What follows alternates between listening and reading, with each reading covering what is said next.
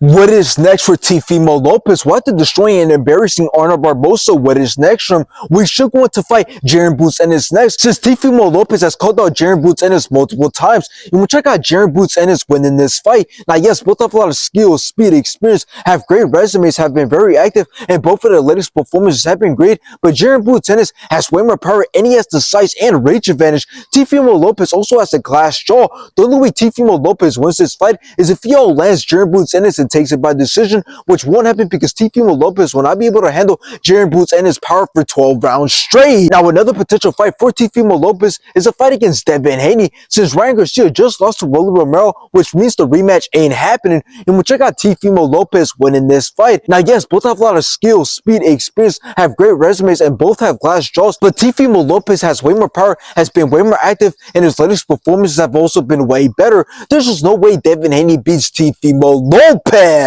Now, before we talk about another potential fight for Teofimo Lopez, let's just talk about this fight with Arnold Barboza, because it went the way I predicted it. I knew Teofimo Lopez was too talented and skilled for Barboza, and that's what we've seen. We've seen Teofimo Lopez be the slicker fighter, and he had a lot of success with putting great shots and using his quick footwork and hand speed to counter Arnold Barboza. And in the end, Teofimo Lopez ended up outlanding Barboza, and he ultimately had the better moments. And it's crazy how Teofimo Lopez performed way better than Devin Haney and Ryan Garcia. But now, some other potential fights for Teofimo Lopez, assuming that he wants to stay and gather the belts at 140, could be against another title holder. And considering that Gary Russell is the only title holder at 140 who doesn't have a fight booked, I could see Teofimo Lopez looking towards making that fight happen. But again, only if he wants to stay at 140 and gather the belts, which a fight with him and Gary Russell will be a very good fight, since it would involve two elite level boxers, with one of them possessing a big threat, and that's Gary Russell, since he stands with a record of 18 wins with 17 knockouts and 1 loss. And that 1 loss was to Alberto Puello, who beat Santa Martin in a very good fight, and who was scheduled to defend his belt against Sabril Matias. So a fight between them would be a very good fight, but with Teofimo Lopez being very good defensively and being very tricky offensively, I do think he will give Gary Russell problems, to where Gary Russell is going to struggle to get things going and land significant shots and combinations. So I do think Teofimo Lopez beats Gary Russell by once again showing off his amazing talent and skill.